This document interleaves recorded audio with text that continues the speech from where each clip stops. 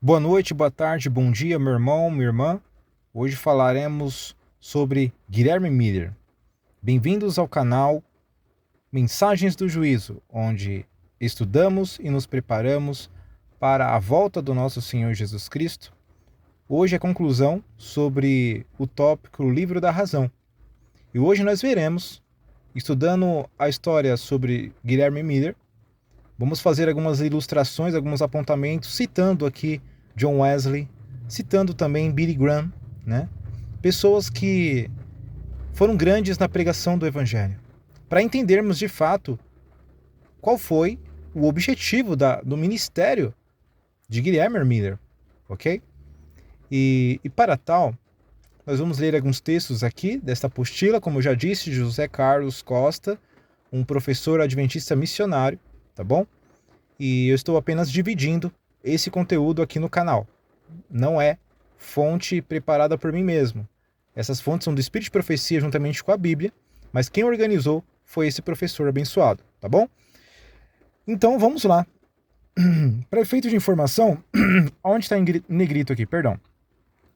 A Bíblia e a Bíblia só era a sua senha. A senha de quem? De Billy Graham. A senha de quem? De John Wesley. A senha de quem? De Martim Lutero. A senha de quem?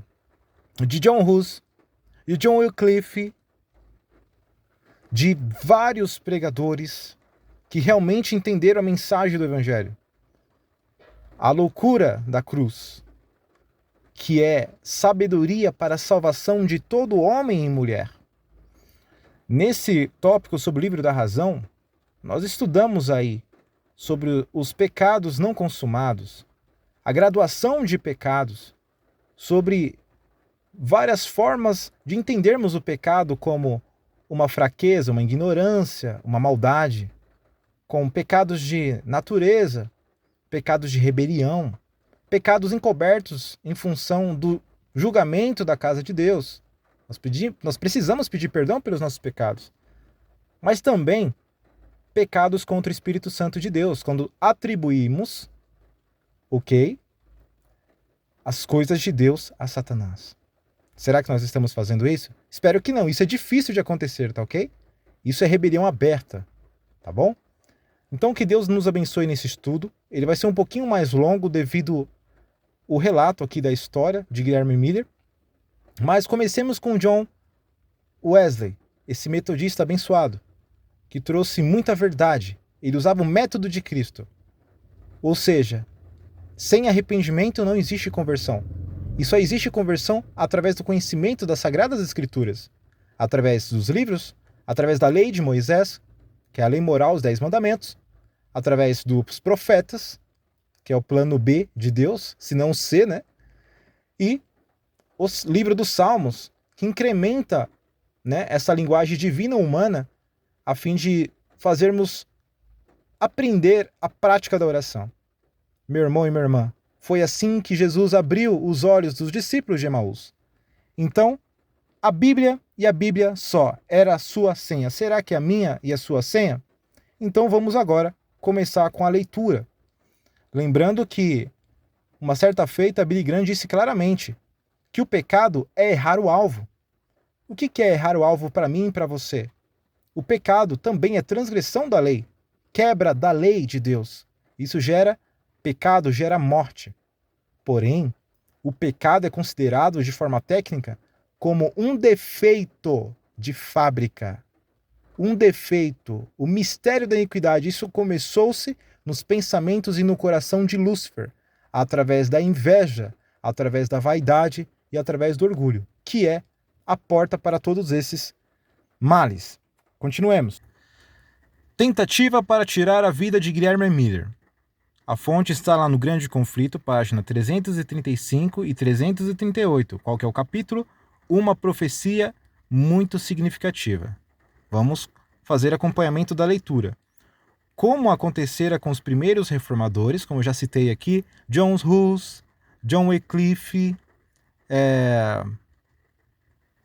tem mais outros também, que agora eu não estou conseguindo me lembrar, mas que sofreram perseguição, como Martim Lutero, tá bom? As verdades que apresentaram não eram recebidas favoravelmente pelos ensinadores populares da religião. Ou seja, existia um padrão religioso que estabelecia a forma de ensinamento. E quem fugisse desse padrão era tido como herege. Continuemos.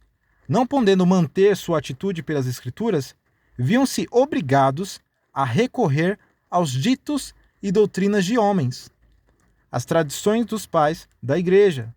Lembremos de Policarpo, lembremos de Eusébio, lembremos de vários Irineu de Irião, que utilizavam argumentos filosóficos para proteger o pensamento cristão. Sendo assim, muitos e muitas pessoas foram afastados, né, de alguma forma, do cristianismo puro, levado e unicamente baseado nas Sagradas Escrituras. Continuemos. Viam-se obrigados a recorrer aos ditos e doutrinas de homens, às tradições dos pais da igreja, como eu já disse aqui. A palavra de Deus, porém, era o único testemunho aceito pelos pregadores. Pelos pregadores da verdade do advento, meus irmãos. A Bíblia e a Bíblia só era a sua senha. A falta de argumentos das Santas Escrituras por parte dos oponentes supriam-na eles pelo ridículo e o escárnio. Empregavam tempo, meios e talentos para difamar aqueles cuja única falta era esperar com alegria a volta do seu Senhor, e esforçar-se por viver vida santa, exortar aos demais a preparar-se para o seu aparecimento. É justamente isso, esse é um dos objetivos desse canal. Mensagens do juízo. Será que nós estamos entendendo o tempo que estamos vivendo? Dirigentes esforços se faziam para que o espírito do povo fosse desviado do assunto referente ao segundo advento. Será que isso acontece hoje, meu irmão e minha irmã? Será que somos desviados frequentemente do assunto principal? Será que estamos nos preparando para passar pelo juízo de Deus? Se bem que Miller conseguisse ter casas repletas de ouvintes inteligentes e atentos, seu nome era raras vezes mencionado pela imprensa religiosa, exceto para fins de acusação e ridículo. Os descuidados e ímpios, tornando-se audazes pela atitude dos ensinadores religiosos, recorriam aos epítetos infamantes, graçolas vis e blasfemas, em seu esforço para amontoar o ultraje. Amontoar o ultraje sobre ele e a sua obra. Obra de quem? De Guilherme Miller. Estamos aqui falando sobre Guilherme Miller, ok? O homem de cabelos grisalhos, que deixara o lar confortável para viajar a expensas próprias, de cidade em cidade, de vila em vila, labutando incessantemente a fim de levar ao mundo a solene advertência do juízo próximo. Era vilmente acusado de fanático, mentiroso e patife explorador. Isso está descrito no Grande Conflito, página 335 e 336. O instigador de todo o mal procurava não somente contrariar o efeito da mensagem do advento, mas destruir o próprio mensageiro. Miller fazia aplicação prática da verdade das Escrituras e o coração de seus ouvintes, reprovando-lhes os pecados e perguntando-lhes a satisfação própria, e suas palavras claras e incisivas despertavam inimizade. A oposição manifestada pelos membros da igreja à sua mensagem animava as classes inferiores a irem mais longe e conspiraram alguns dos inimigos para tirar-lhe a vida quando saísse do local da reunião. Santos anjos, porém, estavam na multidão, e um deles, certa vez, sob a forma de um homem, tomou o braço desse servo do Senhor e pô-lo a salvo da turba enfurecida. Sua obra ainda não estava terminada, e Satanás e seus emissários viram seus planos frustrados. Grande Conflito, página 336. Século após séculos, meus irmãos, as advertências que Deus enviou ao mundo por seus servos foram recebidas com igual incredulidade e descrença.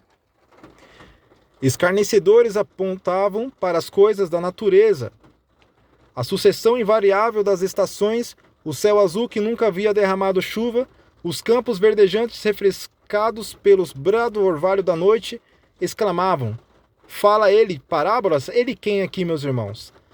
A Sr. White está citando Noé, que pregou 120 anos e ninguém se converteu, apenas os seus familiares. Ele e mais 7 pessoas entraram na arca e as pessoas entendiam ele como um falaciador, desdenhava de Noé e declaravam ser o pregador da justiça, um remato fanático, e continuava mais avidamente em busca de prazeres, mais decididos em seus maus caminhos do que nunca dantes. Mas a incredulidade que alimentava não impediu o acontecimento predito. Deus suportou por muito tempo sua iniquidade, dando-lhes ampla ocasião para o arrependimento, como está dando para cada um de nós nesse exato momento, ao tempo designado. Porém, os juízos do Senhor caíram sobre os que haviam rejeitado a sua misericórdia.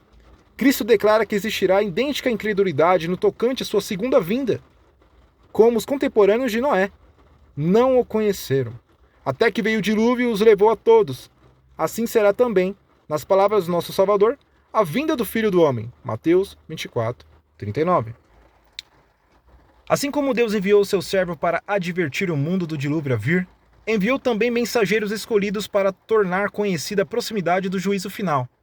E como os contemporâneos de Noé se riam com escárnio das predições do pregador da justiça, assim no tempo de Miller, muitos, mesmo dentre o povo professo de Deus, zombavam das palavras de advertência. Grande Conflito 337, 338. Agora vem a questão do registro. Toda tentativa para o mal é caracterizada como pecado do pensamento e é historiado no livro da razão do céu. Você viu a importância de conhecer a verdade? Para que você não venha zombar daqueles que estão pregando a verdade. Talvez por ignorância você não conheça o advento. Talvez por ignorância você não conheça os sinais da vinda de Cristo. Talvez por ignorância você não entenda que o mundo está cercado pelo sistema de Satanás, a fim de nos forçar, de nos coagir a abrir rebelião contra o reino de Deus, uma rebelião aberta, nos forçando a tomar uma marca, um sinal de adoração que nos fará levantar guerra contra o Pai do Universo. E isso não será tido aos olhos de Deus com misericórdia. A hora da misericórdia é agora. A hora de buscar a graça é agora. Depois desse fato, nós temos que escolher Cristo ou o falso Cristo. Como conclusão, meus irmãos, vamos falar um pouco do falso Cristo ou o sistema desse falso Cristo. Lembremos lá de Apocalipse 13, tá bom? Do verso 11 seguintes, que diz claramente que uma besta emergiu da terra, e nós sabemos que essa terra, para quem estuda, é a terra América do Norte, era o deserto, tá ok? Essa terra, ela abrigou um povo que buscava a liberdade religiosa. Esse povo tinha uma fé, e essa fé era a fé cristã, tá ok? Tradicional. Então tinha o quê? Aparência de cordeiro. Então tinha lá o republicanismo e o protestantismo, os dois chifres do cordeiro, tá ok? Aparência de cordeiro. Porém, existe um momento onde esse cordeiro começa a falar como dragão. E dragão significa opressão. E oprimir quem? Todas as bestas, desde Daniel, as bestas de Apocalipse, têm a função de oprimir quem? O povo de Deus. Tá ok? Continuemos aqui e vamos relacionar isso ao Satanás. Satanás não pode ler os nossos pensamentos, meus irmãos. Ele não pode ler os nossos pensamentos. Ninguém pode violar a nossa liberdade de consciência. E esse é um dos fatos das quais Miguel se levantará, como está lá em Daniel, capítulo 12, verso 1. Quando Satanás tentar invadir a liberdade de consciência das pessoas, e as pessoas forem coagidas, quando o Estado tentar não mais lidar com as ações da humanidade, mas também com os pensamentos, aí se levantar a grande ira de Deus, porque quem consegue fazer juízo dos pensamentos é somente Deus. Um sistema humano não pode se colocar no lugar de Deus. Isso é blasfêmia. Isso vai trazer o quê? A ira de Deus também sobre esta terra. Então, vamos concluir aqui com esse pensamento, o livro da razão. Tá bom? Estendi um pouquinho aqui para vislumbrar mesmo, trazer bastante ilustrações para que você possa entender que de Deus nada se esconde. Satanás não pode ler os nossos pensamentos, irmãos. Satanás não pode ler os nossos pensamentos, mas pode ver os nossos atos, ouvir-nos as palavras e, por meio do seu longo conhecimento da família humana, pode amoldar suas tentações para tirar vantagem de nossos pontos fracos de caráter. Mensagem aos jovens 328. Lembra que nós podemos pecar por fraqueza? Lembra que Satanás esperou 40 dias, quase 6 semanas para tentar Jesus? Ele faz a mesma coisa. Satanás não muda, assim como Roma não muda. Tá bom? Continua. Em caso algum, pode Satanás obter domínio sobre os pensamentos, palavras e ações, a menos que voluntariamente lhes abramos a porta e o convidemos a entrar.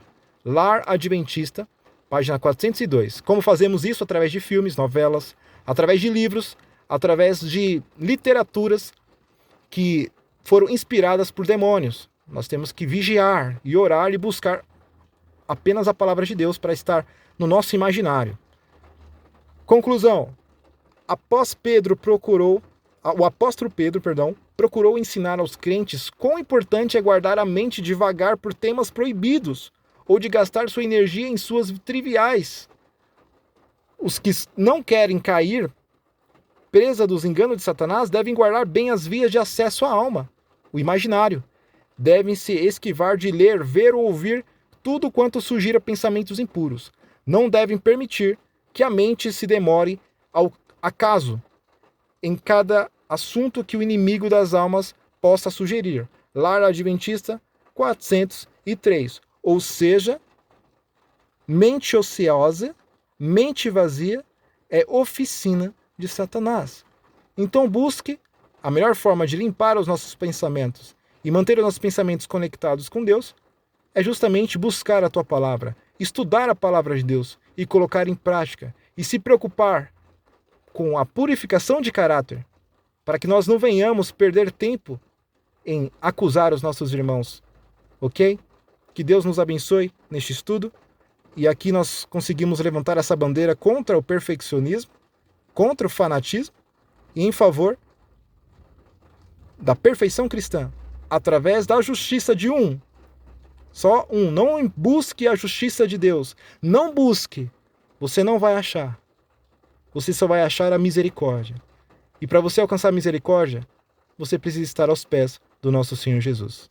Tá bom? Deus te abençoe e te guarde. Se inscreva, deixa o seu comentário, deixa o seu like e vamos estudar juntos esse tema tão importante do juízo. Amanhã falaremos sobre o livro da morte. Deus abençoe a todos em nome de Jesus. Amém. Amém.